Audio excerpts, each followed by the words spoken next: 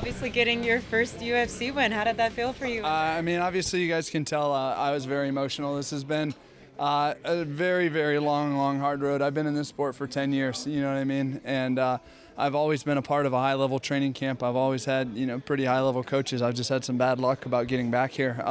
I kind of tasted it a little bit back in 2008, was it? Yeah. So, I mean, that's 6 years ago, you know what I mean? And I was the first season that they basically had cut everybody that didn't make the semifinals. We didn't get an opportunity to fight on the finale. And I've had a long list of injuries. I've had ups and downs. I could put together a couple fights and then I'd get injured and have to go have surgery and take a year off or 2 years off or something like that. So it's so emotional for me. I've been through this.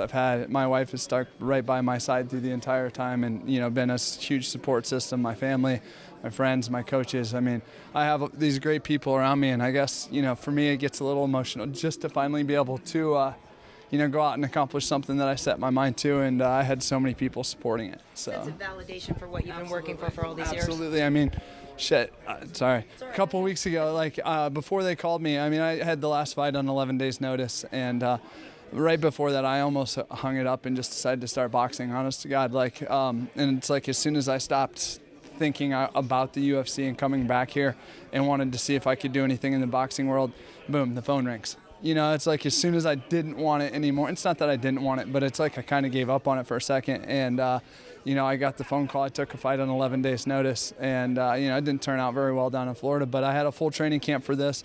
And, I really, really prepared with, my heart and soul for this one. And so did my coaching staff. Rob Radford, Colin Baumgardner, I'm sorry, I just got your thing. Jason Butcher, Vitor Oliveira, the whole team in Columbus at Ronin Training Center. I had some fantastic people come in for this fight. And it's awesome, guys. I can't even explain it. You know that Bamba has been here in the States training with Chael after the season yeah, of the Ultimate I Fighter. heard about it, and I don't speak Portuguese, and I don't read it, that's for sure. So it's really tough. A lot of the Brazilian sites pick up on a lot of his stuff and talk about him. But I'm like, all right, I can't read it. I'm not going to even worry about it. I knew he was in the States. I didn't know if he finished his camp up here or if he just stuck around. I thought he was going to try to wrestle a little bit more, but I think he waited to pull the trigger. He's a tough kid, you know what I mean? He sat in there and he wanted to go toe-to-toe the very first round. And by the time he started looking for his takedowns, he was too wet, and I was too well prepared for him to take me down anyways. So. Can you tell? No, never. I mean, obviously, I haven't seen my face yet, but I can feel I've got some spots. My hands are pretty swollen and stuff, but he really didn't get me with anything. I kept really good distance on him the whole entire time. I mean, I got punched, but not one of those rattling shots where it's like, oh man, I better be careful. So. Clear that you won all 3 rounds. Were you surprised one of the judges gave him a round? Yeah, absolutely.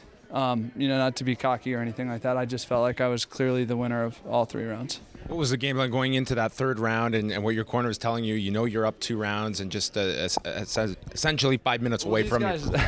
These guys know. I mean, they know me. I kind of get that guy mentality where I balls up a little bit sometimes. And if somebody wants to sit there and throw down with me, I'm going to throw down. And that's the biggest thing we worked on the whole entire time is never get in that, don't get in that macho, I'm tougher than you type competition. Let's just stick to the game plan from front to finish and, look for the finish, but don't go chasing it. That's the worst thing that can happen to a guy is they go out and they clearly win, the first 2 rounds and then boom, they get dropped in the last round or something like that. That would be too heartbreaking for me. So I stuck to my guns and, we stuck to a great game plan that the coaches over there all put together for me and it worked fantastic. Very rare to see someone who was on Tough way back then, 2008. Yeah, Tough 7. To see them get a shot in the UFC, several years later. What kept you going? What kept this dream alive? I mean, I've been an athlete my whole entire life. You know what I mean? And I was raised around athletics. It's been a huge part of my life. I'm probably one of the most competitive people that you'll ever meet. And when I set my mind to something, I want to do it. Even after Tough, I went through this little depression because they'd never cut guys before without letting them get an opportunity to fight on the finale. When you have your own training camp and everything, you get to work with your own coaches and you actually prepare for somebody. But I stuck with it. I never lost sight of the ultimate goal of making it here and trying to make a run in the UFC. And I'm here, man. I didn't know if it was ever going to happen. I really started to wonder, but I stuck with it, and thank God I did. You still want to box? I would love to box, but it's got to be on the sidelines for right now.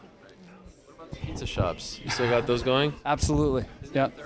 We're working on a third one right now. Yep. So Mellow Mushroom in Columbus, Ohio. If you guys are ever out there, stop by. My little plug.